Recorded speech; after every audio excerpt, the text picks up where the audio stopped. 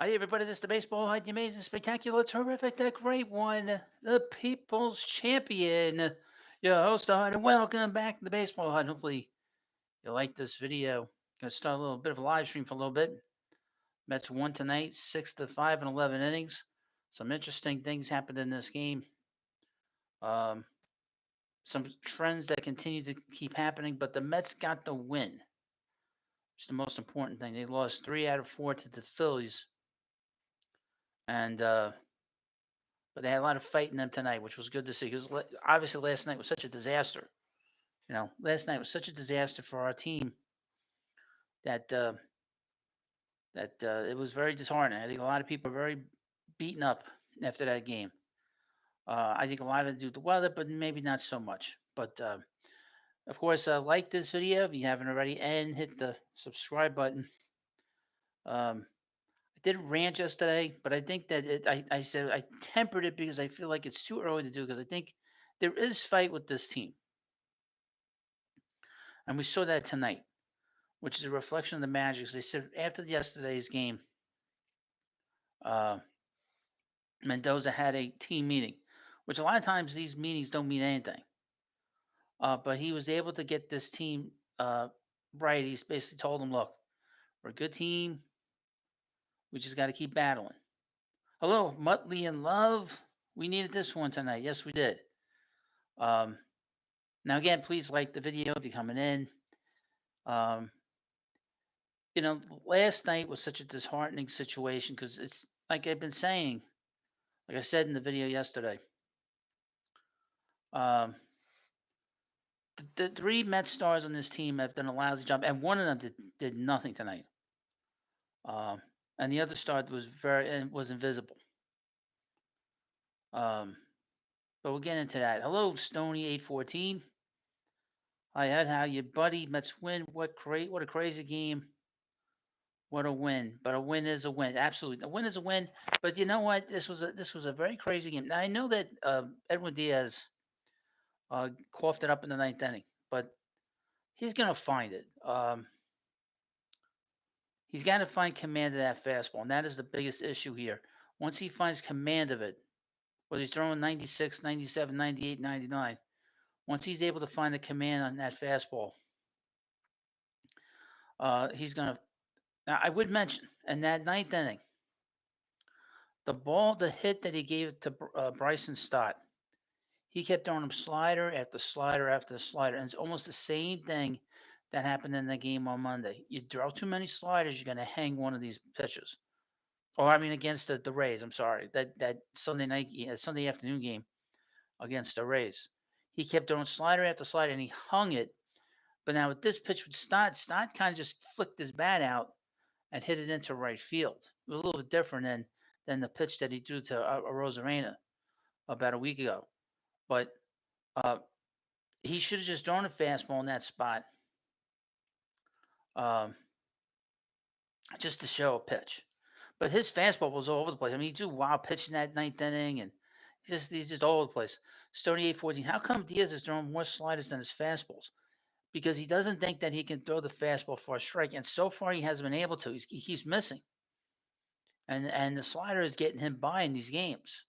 But it's only going to take him so much because then he's throwing these pitches, up in the middle of the strike zone. Because at some point you're going to throw a flat slider. You can only throw it so many times and it gets flat. And when I mean flat, it doesn't spin. If you watch, and they show this a lot behind the plate, if they show these pitches behind the plate a lot of times, um, if you see a ball spinning and you see that dot on the ball and it's a slider, a lot of times that means it's a good slider. All right. I am pretty sure if that pitch that he threw in the ninth inning was spinning, meaning that little dot is spinning. The dot is a dot and not moving. That's a good slider. It's the weirdest thing, but that's always been sort of the way they always show it all the time.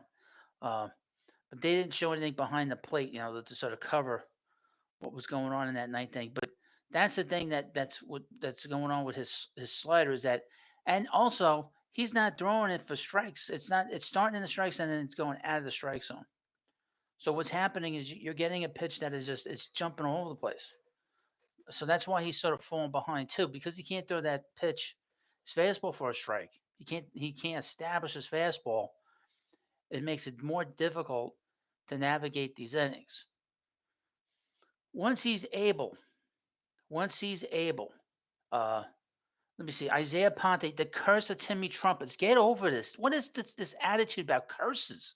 Who put a curse on them? Nothing. It's just a song. Get that out of your head.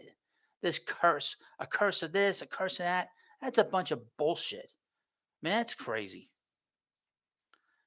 I mean, that's nonsense. I'm sorry. If you think that things aren't happening because of a curse, that is nonsense. Complete total nonsense.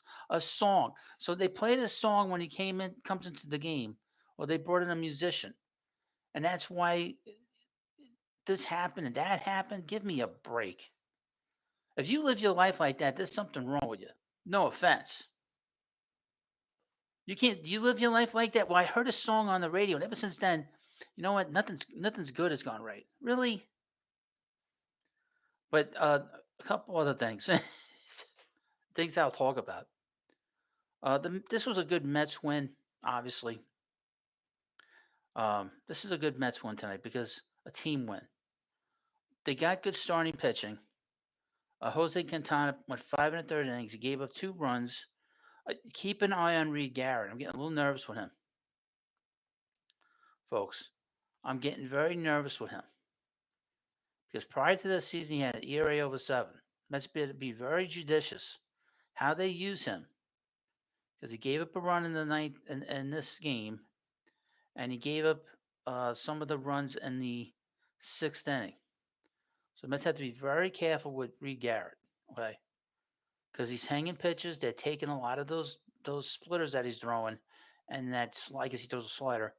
They're starting to take some of those pitches. So the Mets got to be very careful how they use him. Don't want to overuse him, overwork him too much, because then the teams will get a better look at him. So Mets got to be very, very careful. I will say that Mets got to be very, very, very careful with him. Ottavino came in the 8th inning, no problem. And obviously, I mean, I really feel that the biggest pitch in the game, uh, Edwin Diaz walked a batter in the 9th inning. Uh, and that is the key. In this game, the Mets walked 3 batters, which was better than they've been doing. And Diaz walking the leadoff batter really led to the game getting tied, to be honest with you. Isaiah Aponte says, "You're funny and informative, man. Stop listening to Boomer in 2019. Start listening again, losing brain. You will lose brain cells listening to that morning show. That is for damn sure. Now, please hit the like button if you haven't already. And they don't respect the YouTubers. Okay, they know they don't respect me because I will call them assholes and not back down. Yeah, but that morning show, that's a piece of work. They go around threatening all kinds of people. They're threatening Steve Cohen. They're threatening callers on the air. I'm gonna do something to you if you were here. Okay. I did see this tweet by Steve Cohen. Then Steve Cohen, I guess, said that he doesn't. He sees this Mets team as a playoff team. The Mets leaving last game, coming into today's game, they're only a game behind the last wild card, which I didn't realize. But I mean, that's why I'm sort of a little bit nervous about pulling the escape hatch on this season. I'm not ready to do that. Um, so that I mean that's the one thing I'll say is I don't want to do that. Um, Stony 814 says Jake Diekman, he scares me, and well, yeah, I know he's a scary guy. He's all over the place, but he always walks a lot of batters. I'm surprised him, and he's the Mets' best lefty. Just think about that, Stony. They lost Bruce Raley. This guy is their best lefty. Just think about that. But I'm sorry, they walked 4 batters in this game. Let me correct myself. Reed Garrett walked a batter. Uh, Edwin Diaz walked the batter with the leadoff batter in that, which scored. Jorge Lopez, he scares me a little bit too. He walked the batter, and Jake Diekman, he's all over the place. but he was able to squeak through that night, that 11th inning. Thank God. Thank God. Um, I saw that. And obviously, he's not a Met anymore. Taiwan Walker got taken out of the game. Got hit in the foot on that line drive by Starlin Marte. Hopefully, he feels better. I really liked him when he pitched for the Mets. I thought he was pretty good. Uh, and they had to go to the bullpen. Alvarado, obviously, he's a guy that we've talked about him. He was all over the place in that 11th inning. Uh, Isaiah Ponte says, last one before I get in bed, but Mets need a legit second string catcher while Alvarez is out. 7 years of Nino's ridiculous. Yeah, that's what it is. I mean, if Alvarez hadn't had that injury, their ERA, the Mets' ERA would have been much better, and it was much better. Nino can throw runners out, but he can't hit, and they both make me nervous. Narvaez is a bust. Mets should think about getting rid of him. They'll probably do that, but we'll see. Um,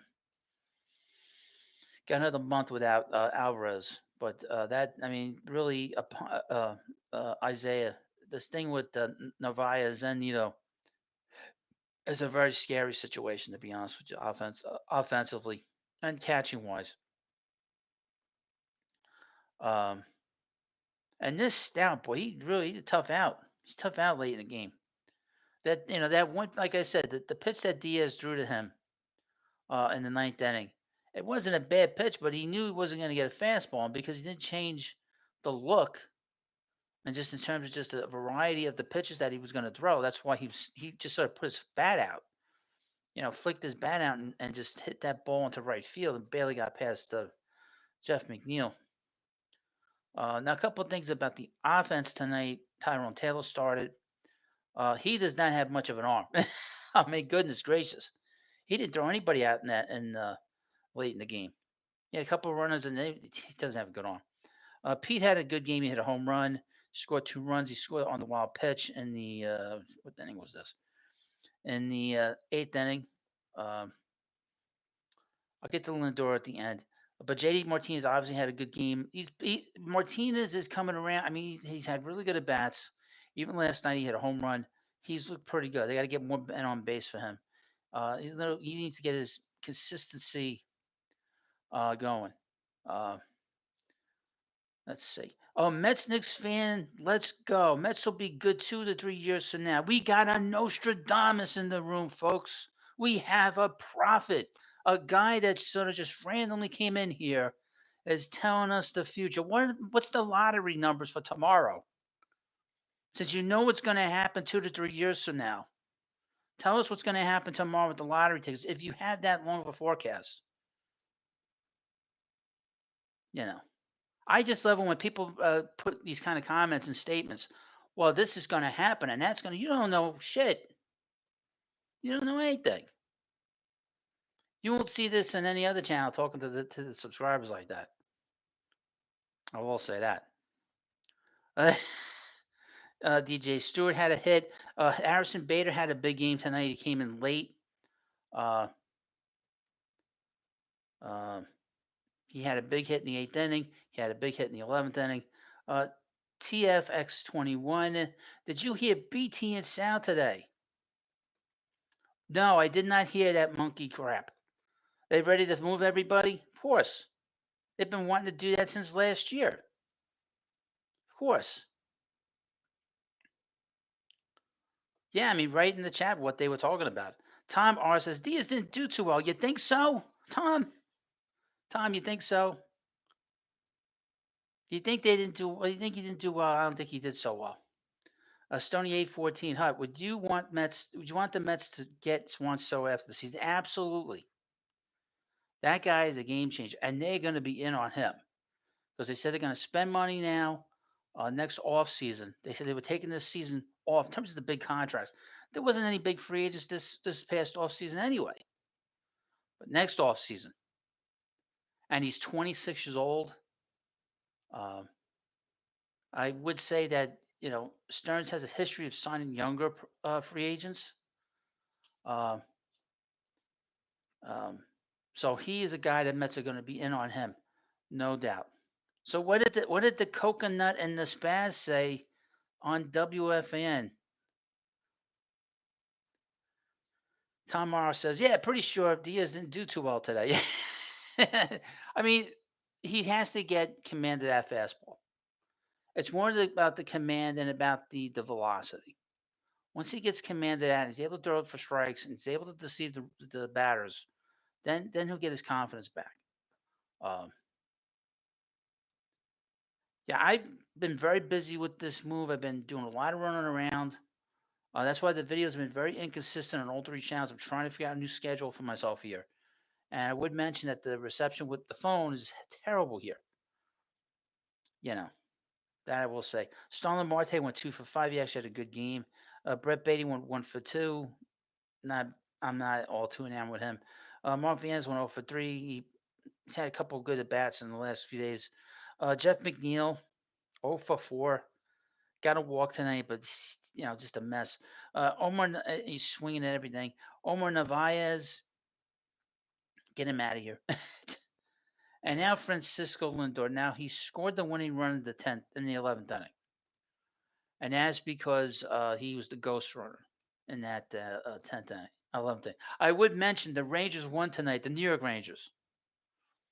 They were able to come back against the Carolina Hurricanes. They were down 3-1 in the game. They came back and they won 5-3. Now they go to play in the Eastern Conference Finals. So that'll be very exciting. But let me read you TFX 121. BT, the coconut. And he's called the coconut because if you've seen him, he looks like a coconut. Wanted to blow it up, trade Alonzo, Nimmo. He hates Nimmo because he thinks Nimmo's a phony. He hates Brandon Nimmo. He thinks Brandon is uh, a phony. McNeil Lindor said they were bad and boring. So I was trying to calm him down, especially over Nimmo. They want to cut McNeil, not even a trade. How are you going to do that? Mets fan, Mets Knicks fan, let's go. I'm old enough to know when I see I was a Mets fan, you probably wasn't even born. LOL. And between, we do have a rich owner who wants to win. Okay? Okay, old timer? Another guy telling a whippersnapper what's what. I've been around the block. Get my walker. Sony 814 says, as you said, Hud, the Mets are doing good. Still wrong. If the Mets are losing, still wrong. You damned if you do, damned if you don't. That's right. Yeah, I mean, you got the Spaz and the Coconut. They've been hating on the Mets since last year, since they put the two of them together. Alonzo is immature.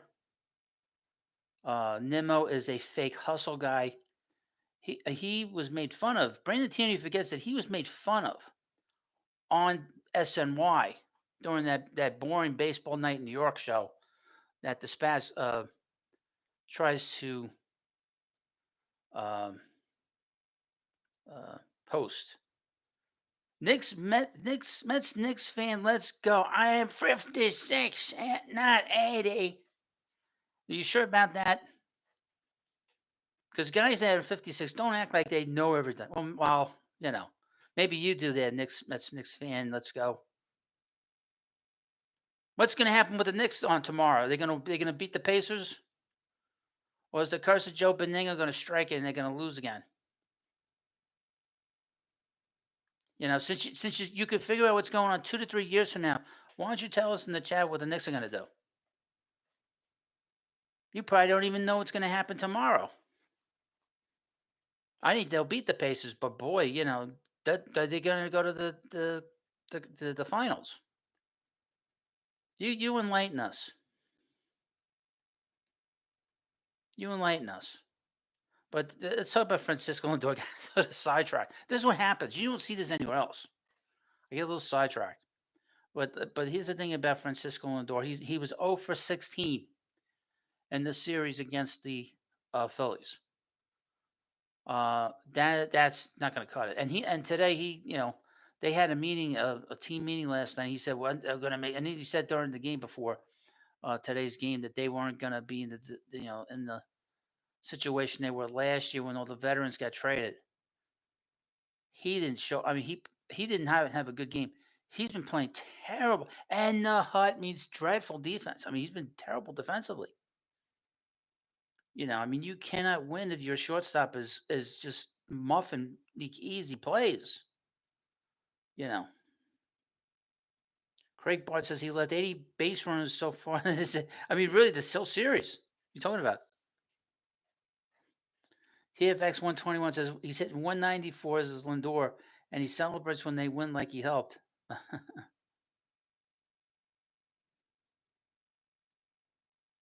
Oh, look at this! This Mets Knicks fan guy. He even has the final score. Let me write this down. All right. Let me write this down. Knicks will win the series. I know that much. It'll be a close game. Knicks will win by 3 points, 115 to 112. Okay, I got it. They better make it. They better get it. They better be that exact score. If it's not that exact score, then really we shouldn't be listening to you, right? Right. Now, please hit the like button if you like this kind of sarcasm. That's sarcasm beyond belief. But Francisco Lindor has been terrible this year, except for a game here or there. I mean, really, the consistency isn't there. His defense has taken a step back. Uh, his defense has been very strong the first 3 years with the Mets. It was very good in 2021. It was solid in 22. He should have won a Gold Glove last year, but this year his defense has been terrible. I mean, I got to be honest with you. Other than that ball that play that he made um, in Tampa, which was probably one of the best plays I've ever seen a shortstop make. Um, he has played terrible defensively. Um, just messing up easy plays, and I mean this is a real. I mean, to me, that's the biggest concern is his defense. And he had a couple of at bats late in the game, struck out. Uh, that eighth inning strikeout was very frustrating to me because that he should have did something in that at bat, and he didn't. Um, he's been very disappointing. I mean, I asked this in the community. Do you feel that we've seen his better days as a player? Um, I think we've seen the best of him. I think his best was probably in Cleveland. Cleveland does not make too many mistakes with their players. Obviously, that trade did not work out that great for them. Rosario was not good for them. They couldn't wait to move him. Jimenez has been good defensively, but his bat sort of is very inconsistent. And he is a smart player, but his offense is very inconsistent. Um, his the other guys in that trade they turned out to be nothing. But really, the impact that we thought we were going to get, or a lot of people thought they were going to get, with Lindor, has not been there. Personally, I would said that I was very nervous about giving him that massive contract before he ever played an inning here. Because playing in New York and playing for the New York Mets in particular is not something that is easy to do. It is very difficult to play in New York, um, especially with the Mets, because the Mets get more pressure on them than the Yankees. The Yankees don't get the kind of pressure that gets heaped on them by the media, and and obviously we all know that the fan base is a little cuckoo, sometimes. Um, and the media gets even they feed into that, especially WFAN. But Lindor has been a disappointment because even though he's had put up good numbers the last 2 years, he was 30 man last year, drove 100 runs the year before. He did nothing in the series against the Padres. He did nothing against the Braves in September of 2022.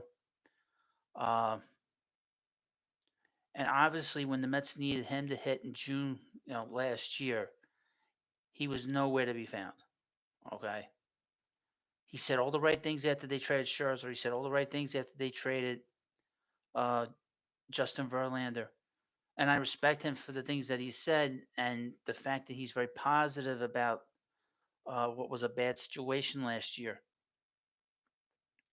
Um, I kind of tempered a lot of things I said.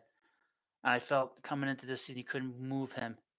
But I'm thinking that I don't see how his game gets better um, over the next year, 2, 3 years. He's 30 years old. He's going to be 31 this calendar year, I believe.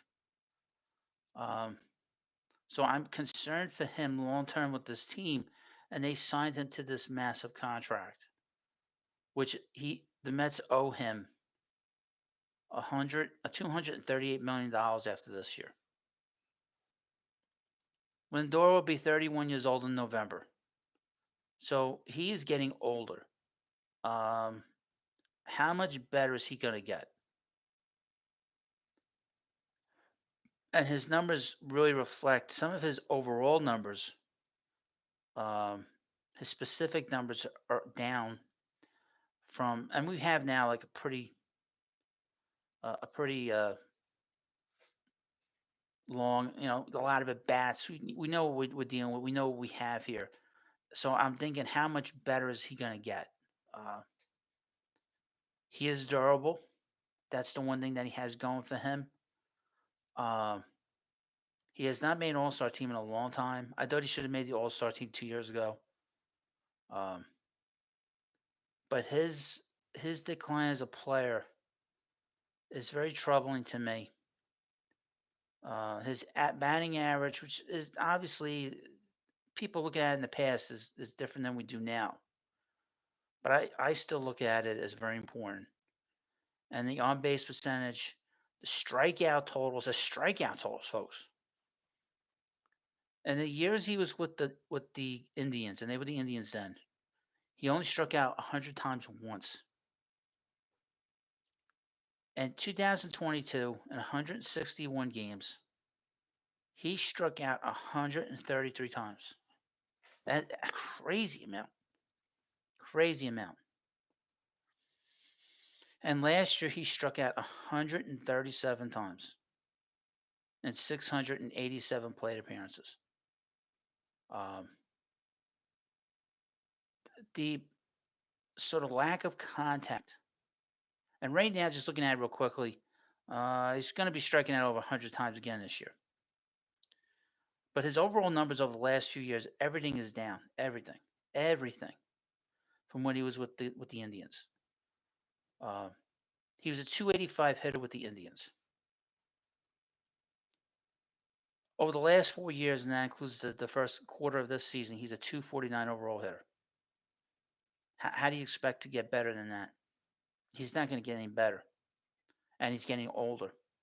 His on base percentage was 346. It's now 328, which is not that big of a dip, but it's still a drop.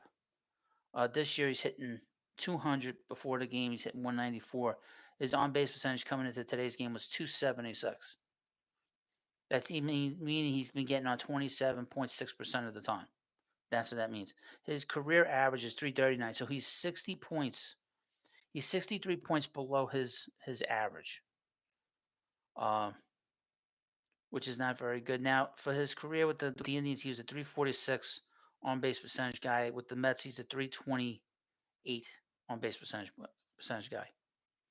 His slugging percentage, which he hit 30 home runs last year, okay, and he's on pace this year for about 21 home runs. But this year, his slugging percentage with the Mets is 440. With the Indians, is 440, 488. So it's down .048. So it's way, way down. And obviously his OPS is way down as well. It was 833 with the Indians and 768 with the Mets. 65 points below what it was with the Guardians.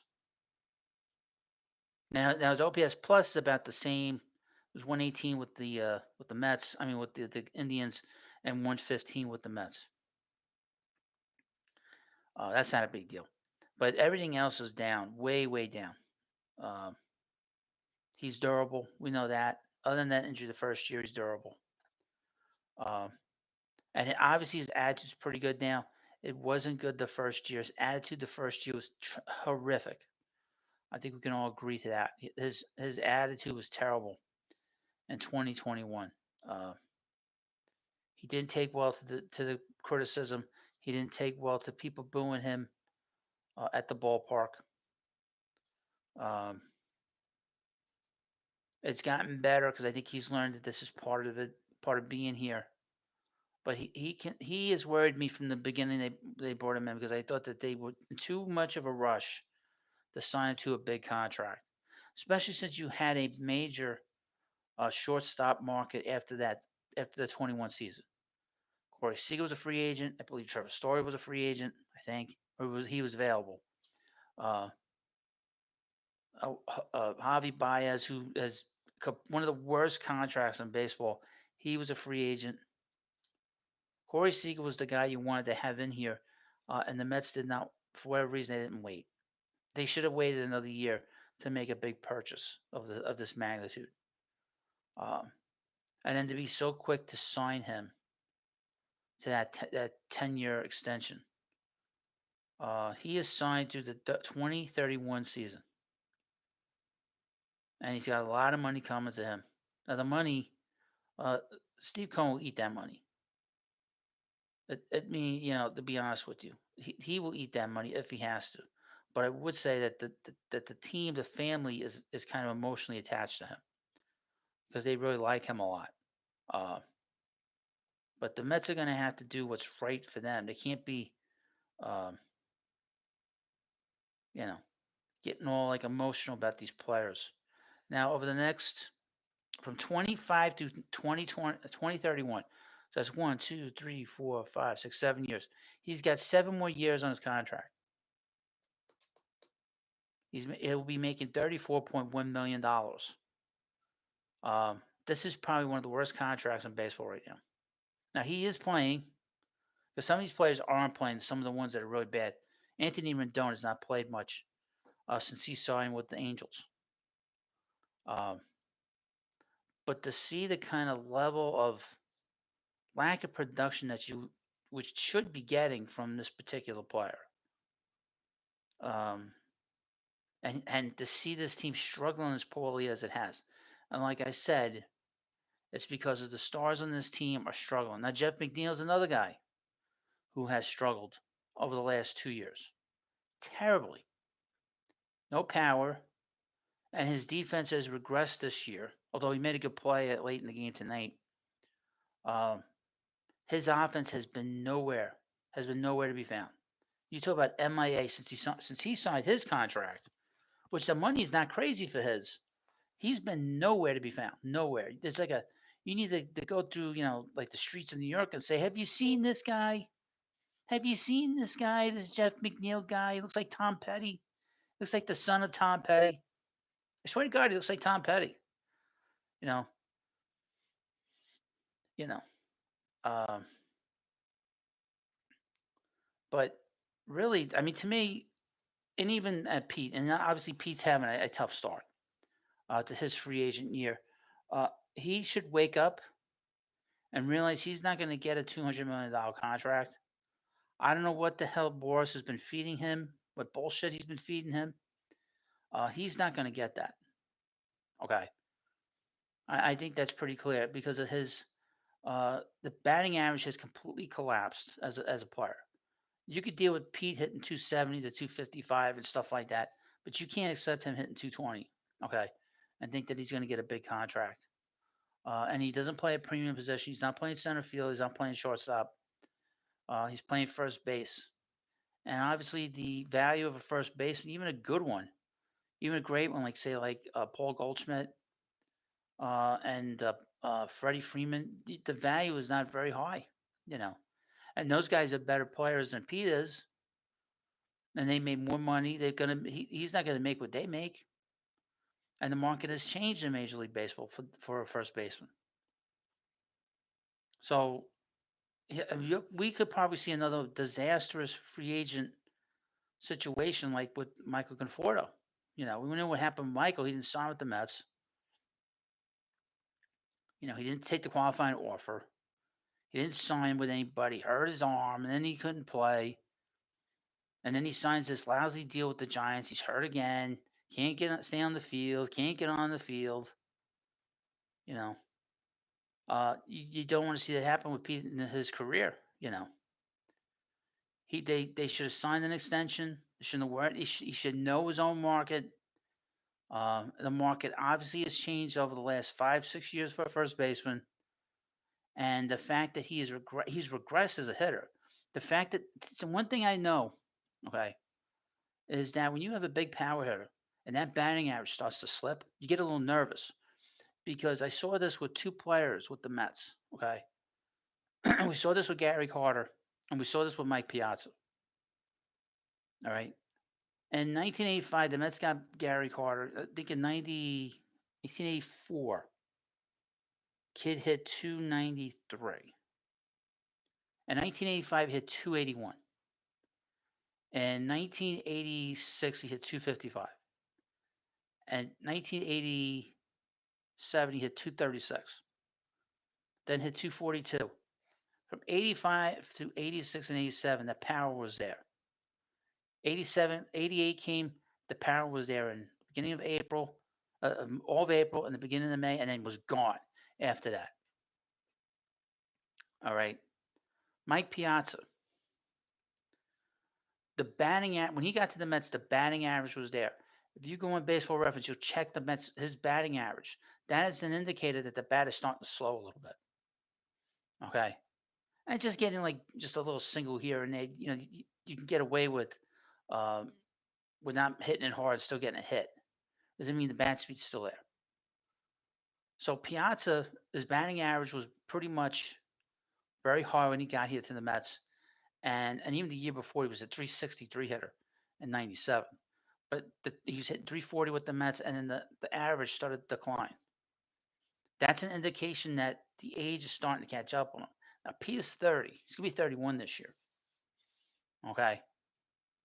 And now you're seeing a decline in the batting average. And to me, that's a concern. Last year, I wasn't too concerned about it because he had a lousy month of June. But now we're seeing a second year, another month and a half of it, and seeing how the batting average has declined. That to me is a concern because that's telling me that the bat is starting to slow down a little bit. You know, so that's something to keep an eye on. You know, to be honest with you, okay. I don't know this thing with the Statcast. I don't need the Statcast to tell me when a player is struggling in terms of their bat speed. But the batting average does indicate a lot of stuff, especially for a power hitter in particular. Because the power hitter, and you can check this out for any hitter, folks. The power is one of the last things that goes on a power hitter that hits for high average. Pete doesn't hit for high average. So if he's getting into the 220s, 215, 220, 230, and he's losing points in his batting average, that should worry people because that means the bat's slowing down, and he is 30 years old. So that's something we have to sort of keep an eye on. So Pete has to understand his own market. Now, a guy like Freddie Freeman, right now I'm watching the Cardinals. I think the Cardinals, the Reds. I'm sorry, the Reds and the Blue Jays. Freddie Freeman is not what you call like a classic power hitter. This is a guy who's a line drive hitter. He'll hit home runs. He'll hit 30 home runs.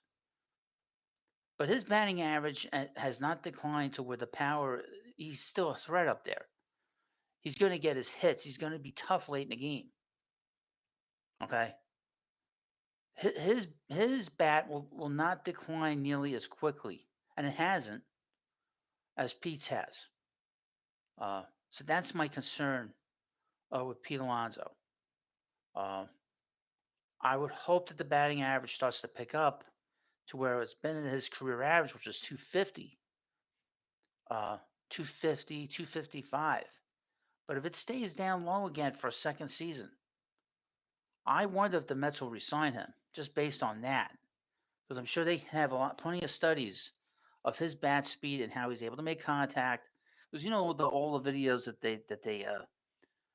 they have on all these players I'm sure they monitor all that stuff. So and I'm a big fan of Pete's. I think I sort of talked about it. I mean, he's a great Met power hitter. He's probably the second right now. He's the second greatest power hitter in Mets history. And the only reason he's not the greatest is because he hasn't played here long enough. And Mets have won World Series. So with him as the big power guy in the Mets lineup. But I mean, but that's see, I have concerns that are a little bit different than other people do. But now, in the meanwhile, please hit the hit the subscribe button if you haven't already, and like this video.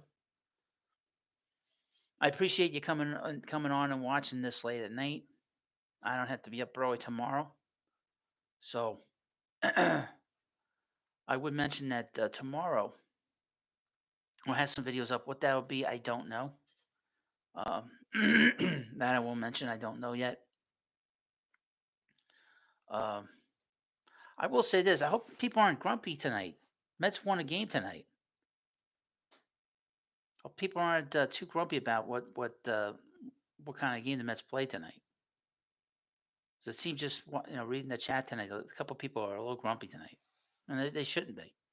Baseball's an everyday thing. You want to be able to sort of enjoy the games. Uh, but yeah, so thank you for coming in so late because I don't normally do a late live stream like this on too often on a regular basis. I don't do. I mean, like I said, I haven't really been doing too many live streams, but we'll have more for you when I can. TFX 121 says Mets in Miami tomorrow. That's right. That can mean just about anything. TFX. If either the Mets will play well or the Marlins will do what they normally do, and that's aggravate us. Anything's possible in Miami. That's for sure. That's for damn sure. Now, I would mention, I was supposed to go to Philadelphia yesterday, but because of the move, I wasn't able to go. And I was going to meet a YouTuber called Comic Artist Pro Secrets, and we were going to sit and watch the game. You would have seen me, folks, behind the plate with my Mets jacket on, wearing a Phillies poncho. Hopefully, it wasn't trying to stay dry. But I wouldn't have worn a Phillies poncho.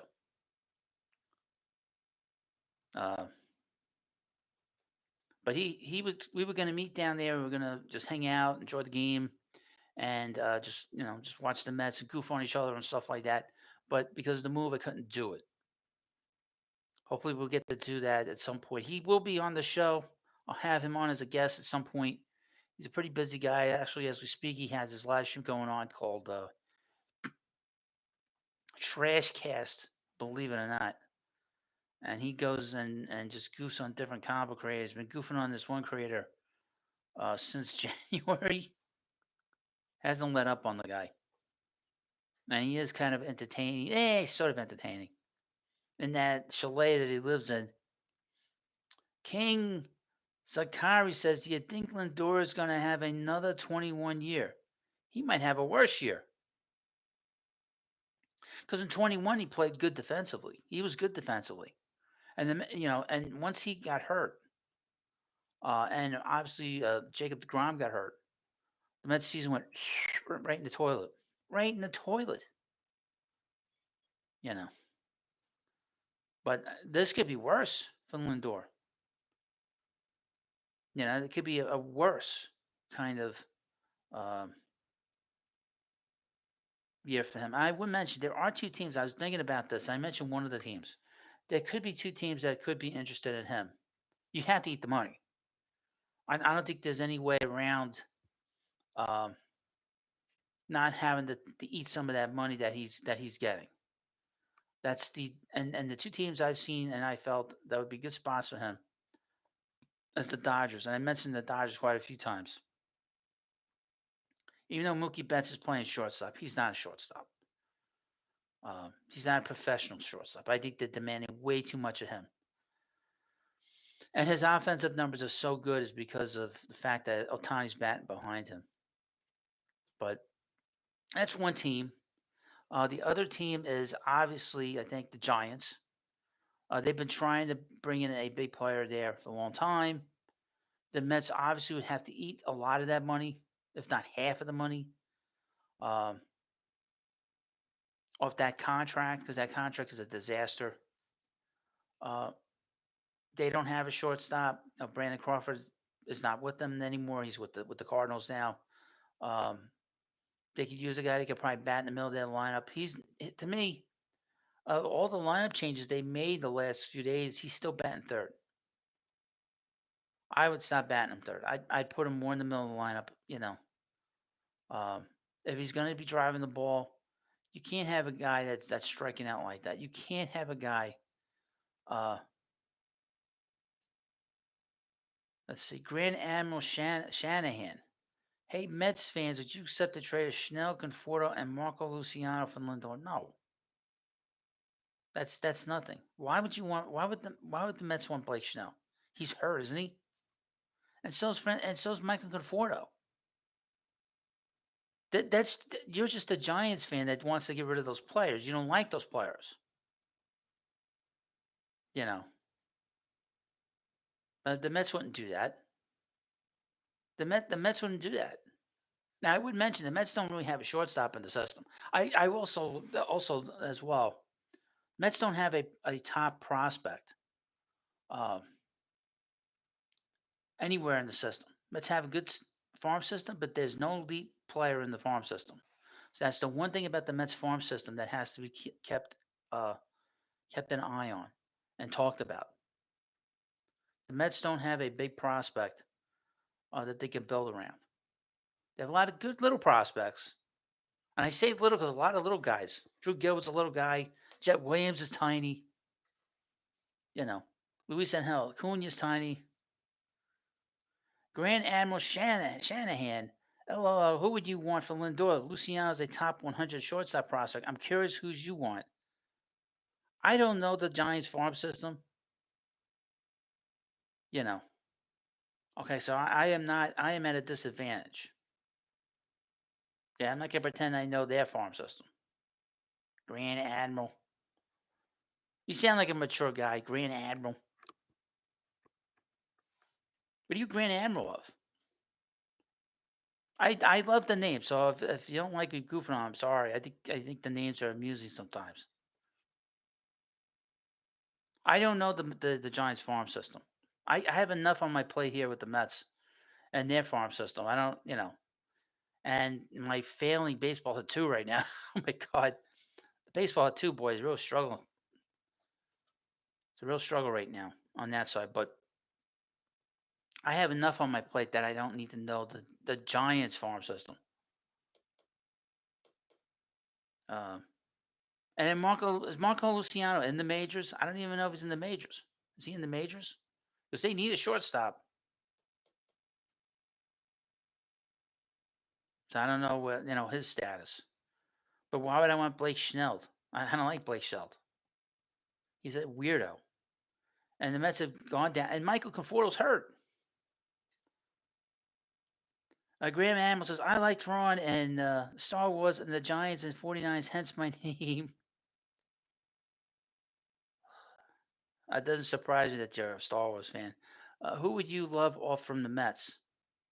Uh, Forget Lindor. Uh, I mean, Jeff McNeil, obviously he's not hitting at all. And but this is different than last year because last year I was ranting and raving about um, that goofball, you know, Daniel Vogelback. But this year's a little bit different. This year's a little bit different because they playing hard. Um, they look like they're into it. They were into it tonight. So this was actually a pretty interesting win because they were into it tonight. There've been times they haven't been into it. Last year they certainly weren't. Last year they were going through the motions. The manager was going through the motions. This guy is not. This manager is not going through the motions at all. Just unzip my jacket. It's a little warm here, but he's not out of it like Buck was out of it. This Mets team are into it. They want to win. They want to do what's right. But obviously, uh, the pitching. I want to say this again. The pitching has been great. They're walking batters like crazy, uh, which means that they're allowing more base runners to get on. That means they're letting stolen bases take over. That's what happened in the ninth inning. That when Diaz let Stout steal second base, the leadoff hitter steal second base on him. You can't win like that. You can't be putting men on. You can't be letting guys steal bases on you. And that's what the Mets have been doing all season long.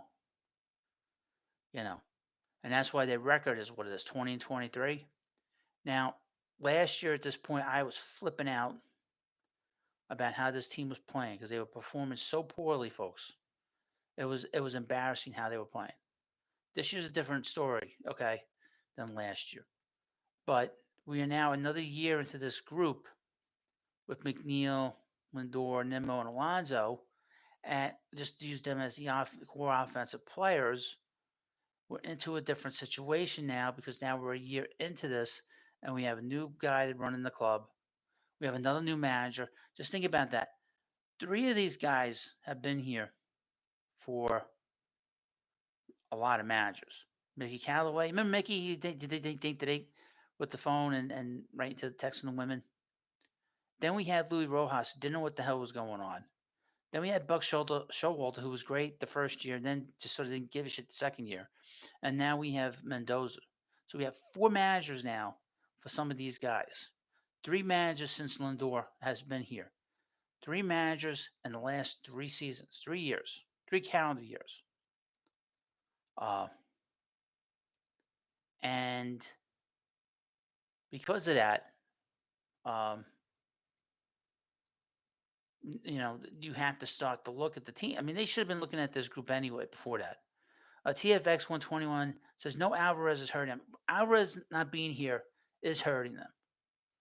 But he is a kid still, okay? He's 22 years old. I'm not going to go crazy. This is a group that should be doing much better than it is.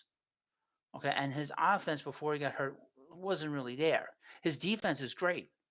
His command of the strike zone, his command of the pitching staff is terrific. Okay, but he was struggling throwing runners out when the season started. His offense hasn't been there, but really, he's done a good job. He did a good job behind the plate, and I can't wait to get him back. But his offense wasn't there. Okay, there might be some questions about the offense long term. I think he's got great bat speed. He's going to hit a lot of homers. If he ain't got hurt this year, he's probably going to hit 30 home runs. And not having his presence on this team has hurt them. That's the thing that it's more of an emotional thing with him. Not having him here playing, being participating. That's the issue with him. Uh, Greg Zeman, Mets need Alvarez back, and they need another bat. Well, they need another impact bat. JD Martinez has been doing a good job, but we need a little more out of him. But when you have a lineup that is so anemic, it's hard. It's even for a veteran guy, he puts pressure on himself. He's had good at bats, but the Mets, and I've thought this one. I've been talking about it a little bit here and there. The Mets need a bat that's better than everybody else here. Um, a guy like Juan Soto obviously is better than everybody else on this club. And I've been saying this for 3 years. The Mets need another bat in this lineup, and they have not done that. They haven't acquired that yet. Because they need another bat in this lineup to really take the pressure off the rest of this team. I mean, they need to bring in a guy that is so good that nobody ever doubts if they're going to have a chance to win. Because it's like this with Mike Piazza. When Mike Piazza got here, the Mets had a nice little team. But once he went on the Mets, they became a contender. The Mets have a group that's had a good lineup, but they've had bad results. They need a guy in the middle of this lineup that is better than Pete Alonso. They need a bat in this lineup that's better than Lindor. Because players like, say, Mike Piazza or a guy like, so you can go back further, Keith Hernandez or Gary Carter, they make your, or Darryl Strawberry, they make your team better. Okay. Just by being there. And the fact that the Mets have guys that are good players, but they're not made better. They're not made into even better players with another guy there. And that happens. That happens in pitching too. Knowing that you have a guy that is so good. They did that documentary on Doc Gooden, I guess, back in April. And they talked about how just Doc being with the Mets, being on the Mets, that the rest of the club felt that they were always going to win because they always had him in their back pocket. So if they ever felt they needed to get a big win, he would get the win for them.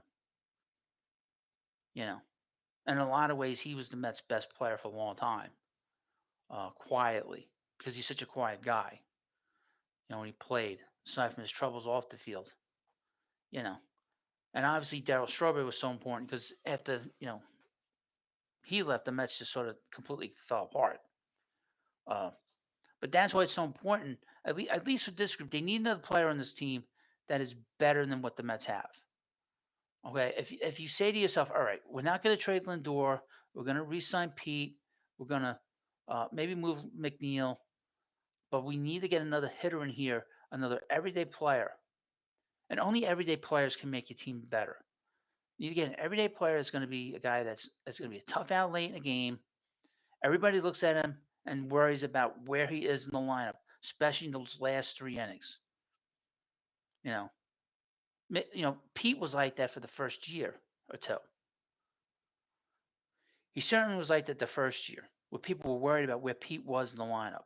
Where does he fall in the lineup, especially in those last 3 innings? Okay, and Pete made the Met lineup better in 2019. Now he's taking a step back as a player because the average isn't there. So the Mets have to look to find themselves another hitter in this lineup that is so good that he's an undisputed best player the moment he walks into that locker room. And the Mets have not done that yet. And I've been begging the Mets to bring in a bat. They've gotten a little closer with bringing in JD Martinez.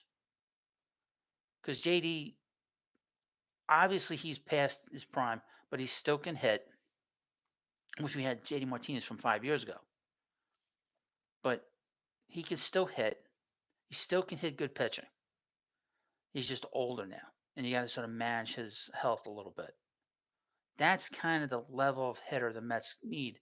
But a guy that plays the field, the guy that is undisputably the best player on the field. Like if the Mets go to Philadelphia, he can match the star power of Bryce Harper. He can match the star power, say, of Shohei Ohtani. He can match the star power, say, of Aaron Judge or Juan Soto. Excuse me. That's what we're looking at. That's what I'm looking at. And right now we don't have that. And I think that is a big problem. Because then you start saying, well, this guy has to go, that guy has to go. And this guy has to get DFA'd, this one has to get traded, this one has to be sent packing. You don't resign him. You know. So I mean that's how I look at it overall. I don't know what you think. Everybody's gotten very quiet in the chat. But that's how I look at it. Okay. The lineup is just not good enough. It needs a big bat in the lineup. A really big bat. Juan Soto would certainly correct that issue. But I would say this too about Juan Soto. He didn't win last year with the Padres, and he struggled in 2022 when he got traded to San Diego. But he is a very interesting player. Sir Foul player of Brooklyn, Big Hut. Grand Admiral Shanahan says, "How's your guy lefties relievers so far?" Well, the Mets don't have Brooks Raley. He hurt his arm. He's got a problem with the UCL. They say it's a strain now. He's probably gonna need surgery. And Jake Diekman scares me. Other than that, And the Mets had a player down in the minors at lefty called Nate Lavender, but he had to get Tommy John surgery, unfortunately. But other than that, everything's great with the lefties. Most people don't ask about the lefty relievers, but so I mean that's how I look at the Mets in terms of just where they are right now. Like I said in the video last night,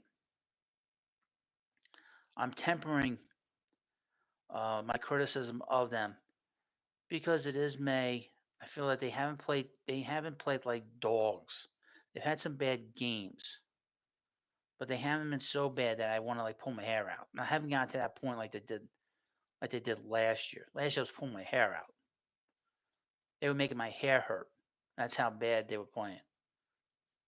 Uh, I would hope that the front office has a more sense of urgency. The one thing we've seen over the last many years, the Mets don't have a sense of urgency when it comes to the front office and how this. Now, I would mention Stearns has gotten rid of a lot of players so far. You didn't play well, you're gone. Joey Wendell signed you, you're gone. You know, Johan Ramirez, you're gone. I'm trading you, you're back. You're releasing you, you're gone. You know,